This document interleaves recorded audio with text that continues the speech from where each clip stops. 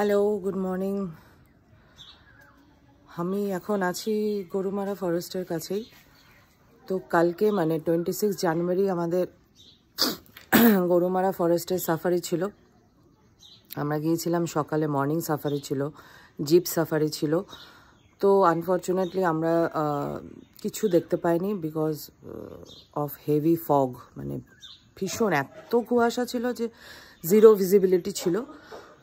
তো আমরা তারপর চলে ব্যাক করে এসে আমরা গিয়েছিলাম 7 পয়েন্টসে। 7 পয়েন্টসের মধ্যে আমরা 3টে জিনিস দেখেছিলাম। ঝালং দেখেছিলাম, আর হচ্ছে জলঢাকা হাইড্রোলিক ভিউ দেখেছিলাম, আর বিন্দু, যেটা হচ্ছে ইন্ডিয়ার লাস্ট গ্রাম টু ভুটান বর্ডার। তো সেই গ্রামটা দেখেছিলাম, বিন্দু দেখেছিলাম। তারপরে আমাদের যাওয়ার কথা ছিল স্যামসিং, বাট শরীর একটু খারাপ হয়ে গেছিলো আমার এবং আমার বোনের। তো আমরা ব্যাক করে আসতে বাধ্য হই। তো বাকি পয়েন্টসগুলো আমাদের আর দেখা হয় না। আজকে 27 জানুয়ারি, আজকে আমরা যাব হচ্ছে জলদাপাড়া ফরেস্টে। তো হোপফুলি আশা করে আছি যদি ওখানে কিছু দেখা যায়।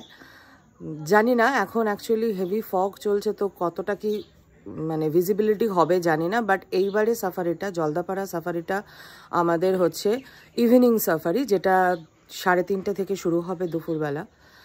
তো তার আগে আমরা একটা লেপার্ডের একটা জায়গায় যাব, সেটা গিয়ে আপনাদেরকে বলবো কি জায়গায় আমরা এসছি। তো আপনাদের গিয়ে সেখানে দেখাবো। এখন ব্রেকফাস্ট করব, আমরা ফুল রেডি হয়ে গেছি। ব্রেকফাস্ট করে দেন উই উইল গো। ওকে, চলুন তাহলে আজকের দিনটা স্টার্ট করছি আমরা। সাথে থাকবেন, আর ভালো লাগলে অবশ্যই লিখে জানাবেন, লাইক করবেন, শেয়ার করবেন, এবং যতটা সম্ভব পসিবল হচ্ছে আমি ইনফরমেশনগুলো দিয়ে দিচ্ছি, এবং ডেসক্রিপশন বক্সেও আমার সব ইনফরমেশনগুলো দেওয়া থাকবে, লিঙ্ক দেওয়া থাকবে। তো আপনাদের যদি কোনো রকমের কোয়ারি তারপরেও থাকে তো ডেফিনেটলি কমেন্ট করতে পারেন, এবং লাইক করবেন, এবং ভালো লাগলে অবশ্যই শেয়ার করবেন। Thank you. এবার আমাদের গাড়ি এগোতে থাকলো সাউথ খড়িবাড়ির উদ্দেশ্যে। ওখানে আমরা যাব হচ্ছে একটা ইকো পার্কে, এবং ওখানে একটা মিনি জুও আছে। সেই জুতে কিন্তু শুধুমাত্র লেপার্ড থাকে। লেপার্ড মানে যেমন তেমন লেপার্ড কিন্তু নয়। এইখানে সেই সব লেপার্ডদেরই রাখা থাকে যারা ম্যান ইটার হয়ে গেছিলো কোনো একটা টাইমে। এখানে তাদেরকে ট্রিটমেন্ট করানো হয় যাতে এরা মানুষ খেকোর যে মানে মানুষ খাওয়ার যে মানুষের রক্তের স্বাদটা যাতে ধীরে ধীরে ভুলে যেতে পারে, তার জন্যই এদেরকে ট্রিটমেন্টের জন্য এখানে রাখা হয়।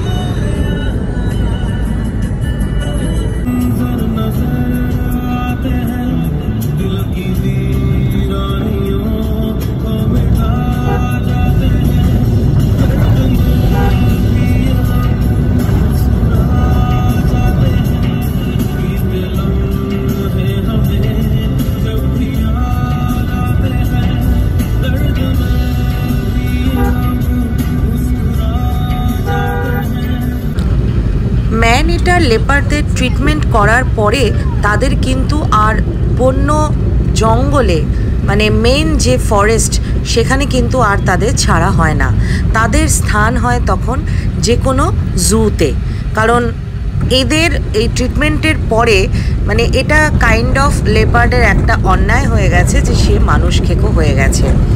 আমরা এবার south Kharibari eco park and mini জুয়ের দিকে এগোতে থাকলাম। জঙ্গলের মধ্যে দিয়ে নিস্তব্ধতাকে ভেঙে আমাদের গাড়ি এগোতে থাকলো।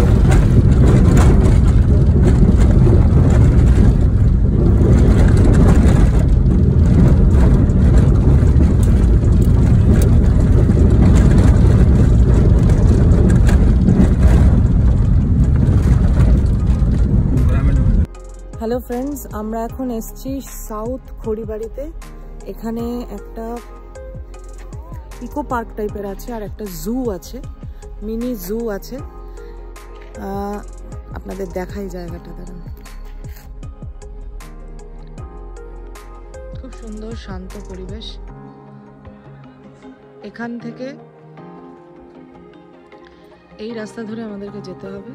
টোটো আছে, টোটো হায়ার করতে হয়, 100 টাকা মতো চার্জ না। আর এটা হচ্ছে সাউথ খড়িবাড়ি ইকো পার্ক আর মিনি জুয়ের চার্জ রেট। পজ করে নিয়ে আপনারা দেখতে পারেন। এই টোটো করেই আমরা যাব। এখানে কার পার্কিং এরও আছে, 2 হুইলার 4 হুইলার। কিছু খাবারের দোকানও দেখতে পাচ্ছি আমি, কোল্ড ড্রিঙ্কস, চিপস। এখানে একটা পিকনিক জোনও আছে, এটাকে পিকনিক জোন বলে গার্ড করা আছে। তো এখানে আশেপাশে খুব দূরে না ঢুকে কাছাকাছির মধ্যে পিকনিকও করা যেতে পারে। শাল সেগুনের গাছে ভর্তি, খুব সুন্দর শান্ত পরিবেশ একদম।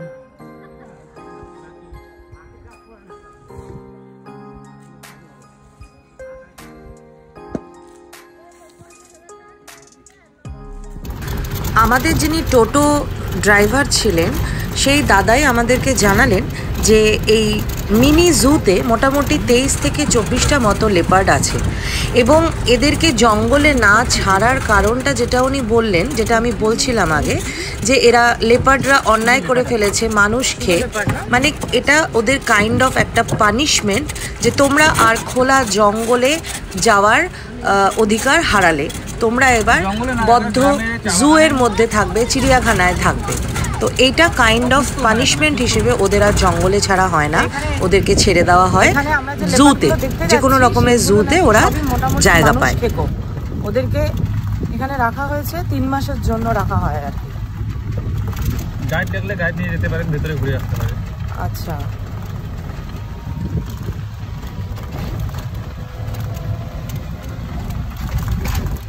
কতগুলো আছে মোটামুটি লেপার্ড এখানে? মোটামুটি 23-24টা লেপার্ড আছে। আমরা এখন ভেতরে ঢুকছি। আমাদের সাথে টোটোর যে দাদা ছিলেন উনি গাইড হিসেবে ঢুকছে। বাজারে এটা কি আবার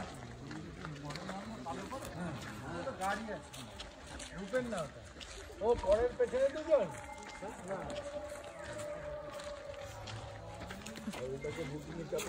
এবার আমাদের হাঁটতে হবে এখান থেকে। হ্যাঁ সেটাই, মানে আমি ভিডিওতে বলছি। শুভজিৎ একটা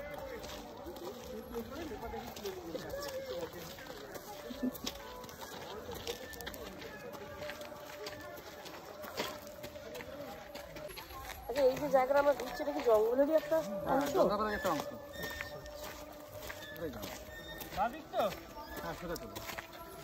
আচ্ছা, এটা একটা জলদাপাড়ারই একটা পার্ট। এখানে খালি লেপার্ডগুলোকে রাখা হয়, যারা মানুষ খেকো লেপার্ড তাদেরকেই রাখা হয়। তো আমাদের এখন মোটামুটি 1 কিলোমিটার মতো হাঁটতে হবে, কারণ এর ভেতরে ওয়াকিং ছাড়া অন্য কোনো ভেহিকলস অ্যালাউ করে না।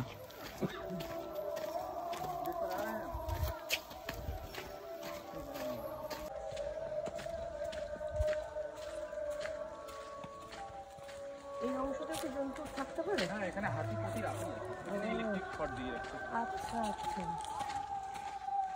এখানে ইলেকট্রিকের তার দিয়ে ঘেরা আছে যাতে হাতি চলে না আসতে পারে।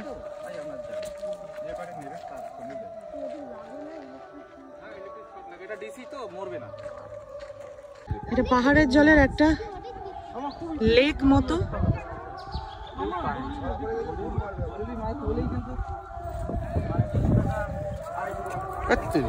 এখানে বোটিং এর জন্য বন্দোবস্ত আছে, থাকার কটেজ আছে, এখানে এসেও বুকিং করতে পারেন।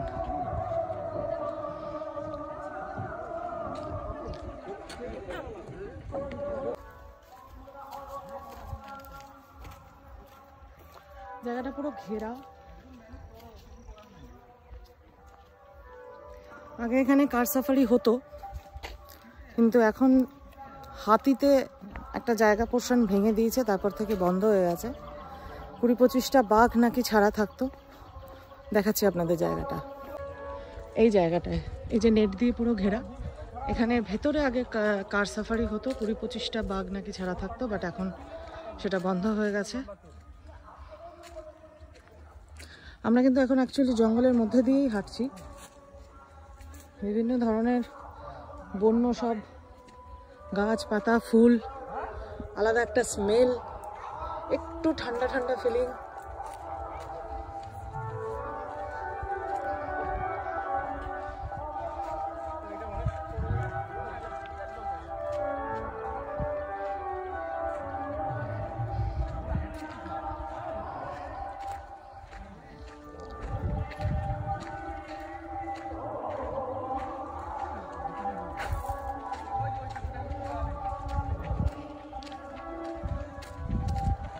হাতি এসে অ্যাকচুয়ালি অনেক কিছু নষ্ট করে দিয়েছে, ভেঙে দিয়েছে। দেখুন ভাঙা জায়গা। তো এখানে এখন ওই জন্য কার সাফারি এটার ভেতরে বন্ধ হয়ে গেছে, সরিয়ে নেওয়া হয়েছে। সব যেসব বাঘ ঠাকরা ছিল এখান থেকে সরিয়ে নেওয়া হয়েছে। আর এখানে এই যে গাছগুলো দেখছেন, এই গাছগুলো কিন্তু ম্যাক্সিমাম সেগুন গাছ আর শাল গাছ। কারো বয়স 15, 20, 25। সব যে এখনও ম্যাচিওর হয়েছে তা না, ম্যাচিওর হতে মোটামুটি 60-70 বছর লাগে।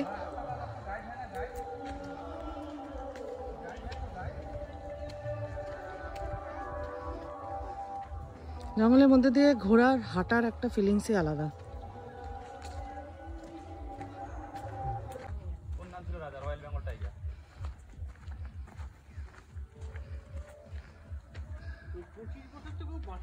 তাই বাঘে 25 বছর কথা বলে নাকি অসম্ভব। চাচা আছে? তোমাকে ফোন করছি, ফোন ধরছো না কেন? বসে আছে একটা দেখতে পাচ্ছি কেজের মধ্যে, আপনারা দেখতে পাবেন কিনা জানি না।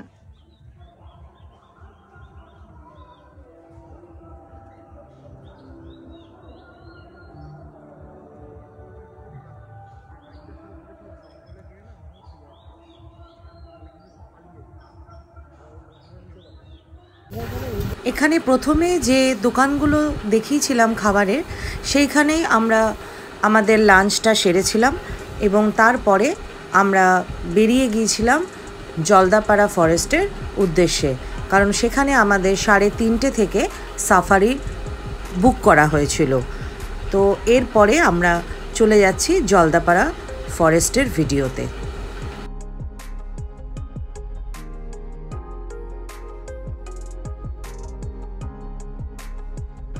হ্যালো, আমরা জলদাপাড়া এসে পৌঁছেছি। এবার আমরা ঢুকবো, এই গেটটা দিয়ে ঢুকবো, এখান দিয়ে যাব। ওখানে জিপসিগুলো দাঁড়ানো আছে, আর এখানে একটু ঘুরিয়ে দেখাচ্ছি আপনাদের। এখানে ট্যুরিস্ট লজ আছে গভর্নমেন্টের।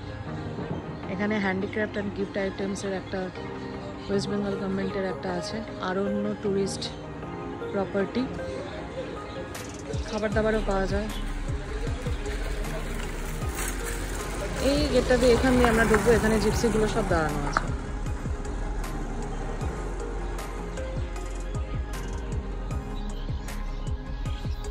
আমরা জলদাপাড়ার টিকিট অনলাইন কেটেছিলাম এবং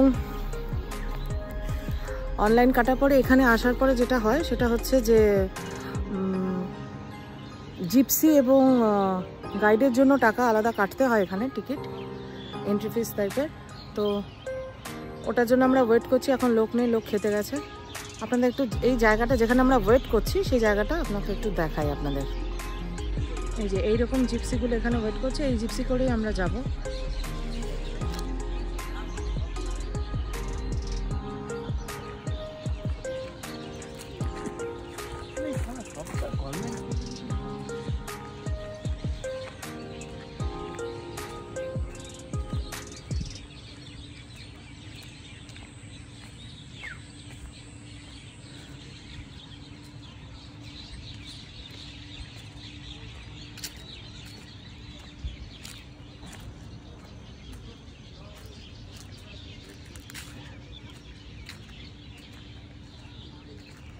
এই যে এইখানে ওয়েট করতে হবে, এই জায়গাটায় টিকিট কাউন্টার, এখানে ওয়েট করতে হবে।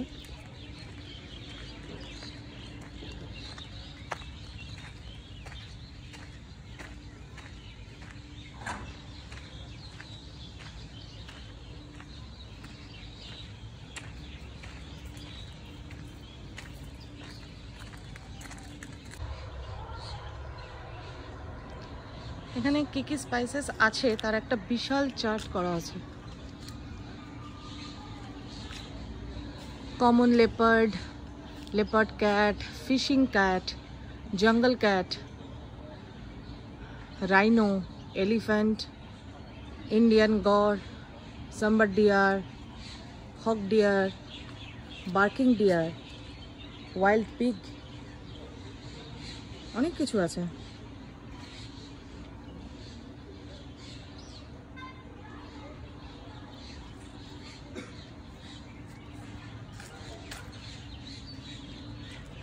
বার্ডসের মধ্যে fish owl, eagle, Indian vulture, peacock, hornbill, প্রজাপতি আছে 3-4 রকমের।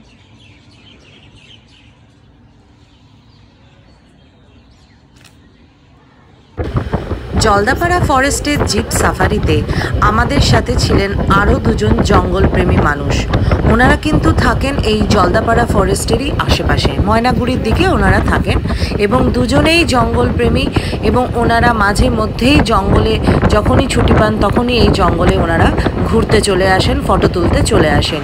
ওনারা থাকাতে আমাদের যে সুবিধাটা হয়েছিল সেটা হয়েছে যে ওনারা মোটামুটি এখানের জিপের যিনি ড্রাইভার এবং যিনি গাইড থাকেন তাদের সবাইকেই মোটামুটি ওনারা চেনেন এবং তার জন্য কিন্তু আমরা বেশ ভালোভাবে জায়গাগুলো ঘুরে, একটু বেশি ভালোভাবে জায়গাগুলো আমরা ঘুরে দেখতে পেরেছি।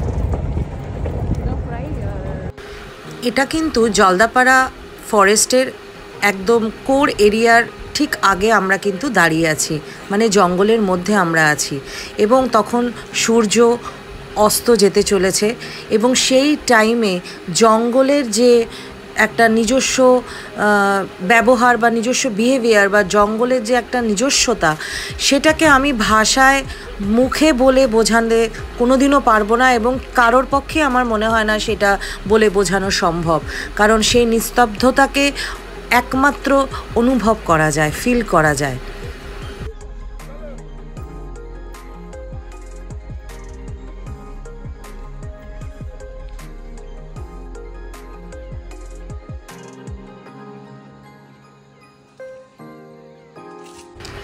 এখানে কিন্তু আমরা প্রচুর হরিণ দেখতে পেয়েছি, sambar deer, barking deer, spotted deer, wild boar দেখতে পেয়েছি, প্রচুর পিকক দেখতে পেয়েছি, ময়ূর এবং তার ময়ূরের নাচ দেখতে পেয়েছি, মানে প্রচুর জিনিস আমরা দেখেছি। হর্নবিল পাখি দেখেছি, বাট যেটা আমাদের এইবার ভাগ্যে ছিল না সেটা হচ্ছে গন্ডার আমরা দেখতে পাইনি। হাতি চোখের সামনে আমরা দেখতে পাইনি, যে হাতিটিকে আমরা দেখলাম সেটা ওখানে বাধা ছিল। এখানে দেখুন ময়ূর কিন্তু খুব সুন্দরভাবে নাচ করছে এবং ওরা কিন্তু অঢেল সময় আমাদের দিয়েছে, ওদের নাচ দেখিয়েছে এবং মন প্রাণ ভরে আমি ওদের আমার ক্যামেরার লেন্স দিয়ে বন্দি করে নিয়ে আসতে পেরেছি। আমার ফটোগ্রাফি পেজের লিংক আমি ডেসক্রিপশন বক্সে দিয়ে দেব, আপনারা ওখানে ভিজিট করে আমার ফটোগ্রাফিগুলো দেখতে পারেন। যদি পছন্দ হয় লাইক করবেন, শেয়ার করবেন এবং অবশ্যই কমেন্ট করে জানাবেন কেমন লাগলো।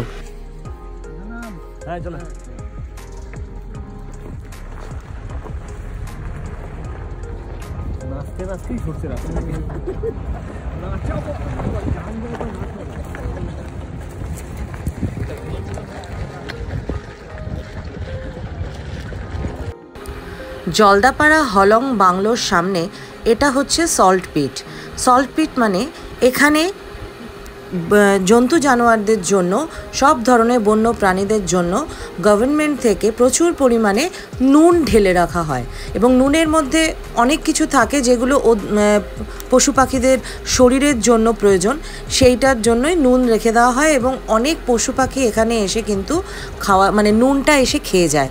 আমরা ওয়েট করছিলাম যে আমরা যদি কিছু রেয়ার শট পাই এবং হাতি বা গন্ডারের দেখা পাই, বাট আমাদের ভাগ্য সুপ্রসন্ন ছিল না। তারপর আমরা ফিরে চলেছি আবার আমাদের বনপাহাড়ি লজের উদ্দেশ্যে। আমাদের ডুয়ার্স যাত্রা জলদাপাড়া ফরেস্ট দিয়েই শেষ হয়েছে। আমি এই সল্ট পিটে কিছু রেয়ার ময়ূরের স্ন্যাপ পেয়েছি, যা মানে যেগুলো উড়ে গাছে বসেছে বা গাছে বসে আছে এরকম, বাট অন্ধকারের জন্য কতটা আমি ভালো করে এডিট করে দেখাতে পারবো আমি জানি না, বাট আমার মন খুবই খুশি হয়ে গিয়েছিল। ওই ধরনের শট আমি পাবো আমি আশা করিনি, তুলতে পারবো সেটাও আমি আশা করিনি, ভাবিনি। তো যাই হোক, আমি তুলতে পেরেছি এবং আশা করছি আপনাদের দেখাতে হয়তো পারবো। যেটুকুনি আমি চেষ্টা করেছি তোলার সেটুকুনি আপনাদের দেখাতে পারবো। আমাদের গাড়ি এবার এগিয়ে চলেছে বনপাহাড়ি লজের উদ্দেশ্যে। আমার ডুয়ার্সের ব্লগ এখানেই শেষ এবং আশা করছি আপনাদের কিছুটা হলেও হয়তো কিছু ইনফরমেশান আমি শেয়ার করতে পেরেছি। ভালো লাগলে অবশ্যই জানাবেন। এটা আমার প্রথম ব্লগ ছিল, মানে ট্যুরের প্রথম ব্লগ। অনেক ভুল ভ্রান্তি হয়েছে সেটা আমি জানি। আশা করছি নেক্সট ব্লগ থেকে সেই সব ভুলভ্রান্তি হয়তো আমি শুধরে নিতে পারবো, আরও হয়তো অনেক ভালো ভিডিও আমি বানাতে পারবো। সবাই ভালো থাকবেন, সুস্থ থাকবেন। Thank you.